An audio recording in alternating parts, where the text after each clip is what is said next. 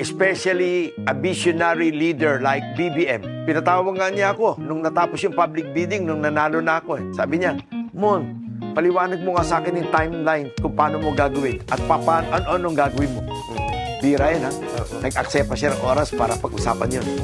Because of BBM, the investors' confidence are very strong.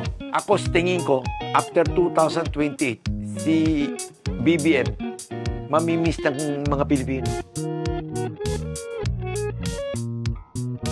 At ng mga preparatory work, nagawa na natin ngayon. Salamat again to GM Ines. Pinayagan niya tayo gawin lahat yan. So when we come in, mabilis na natin matatayo lahat yan. Mabilis na natin mababago yung taxiway. We are going to build a new taxiway, Juliet. And ilulup yan to taxiway November in Delta. So yung lahat ng yun, mabilis na gawin. Gaano po ka-importante na ang gobyerno po ay tumutulong sa inyo para magawa itong lahat ng mga bagay na yan? Alam mo, ang swerte naman natin, the government is very cooperative, especially a visionary leader like BBM. Pinatawag nga niya ako nung natapos yung public bidding, nung nanalo na ako. Sabi niya, Mon, paliwanag mo nga sa akin yung timeline kung paano mo gagawin at anong gagawin mo. Bira yan, ha? Nag-accept pa siya ng oras para pag-usapan yun. Tapos sinabi ko kung ano kailangan ko advance work. Ibig sabihin, bago ko take over ng September 14, ano mga advance work kung pwede ko na sana gawin kagad para lumuwag yung kalye, para karoon ng better access, and kung ano-ano. He personally got involved and requested GM Eric Ines to help us do it right away. Kaya I think, kahit hindi pa kayo naka-entra, pinayagan yes, na pumayod. si BBM yan, President Bongbong Marcos. At si Secretary Jimmy Bautista. Yung Secretary Jimmy Bautista, parang Jose Rizal yun.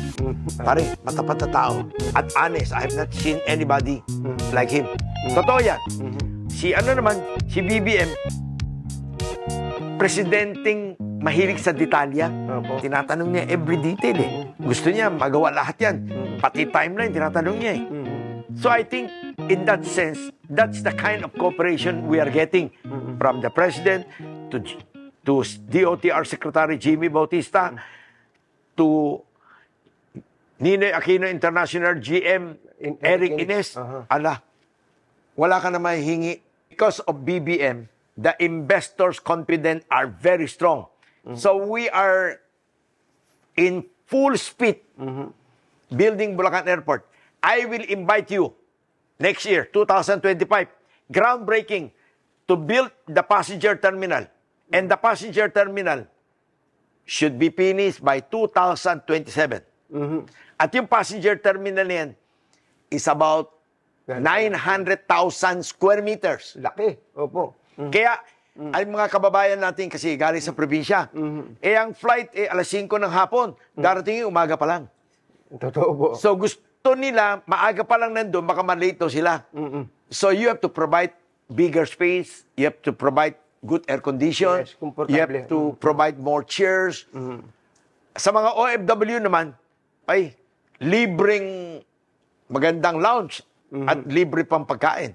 Ayan.